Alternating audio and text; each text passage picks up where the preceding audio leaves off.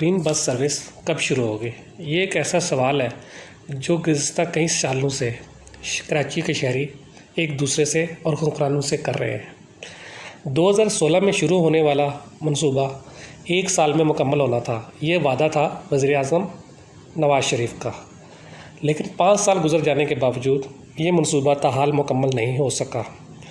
New Karachi से मज़ार कायद तक रोड तकरीबन मुकम्मल है, लेकिन बसें मौजूद नहीं।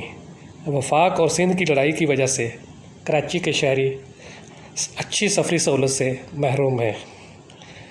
असद उमर ने चंद माह पहले जुलाई और अगस्त में बसें आने की खुशखबरी सुनाई थी, लेकिन जुलाई गुज़र रहा है और बसें ताहाल नहीं आईं। मज़ार कायद से 7 डे तक रोड पर तेज़ी से काम जारी है। उम्मीद है कि वो मंसूबा भी जल्द मुकम्मल होगा, लेकिन कराची के शहरी उस वक़्त खुश होंगे जब इनको ग्रीन बस में सफ़र की सहूलत हासिल होगी। तब्दीली साल सरकार कई महीनों से वादे तो कर रही है, लेकिन बसें नहीं आईं। इसी तरह सिंध गवर्नमेंट ने मुख्तलिफ़ सफरी सहूलतों देने के लिए मंसूबे शुरू करने का ऐलान किया, लेकिन ताहाल वो भी शुरू नहीं हो सके।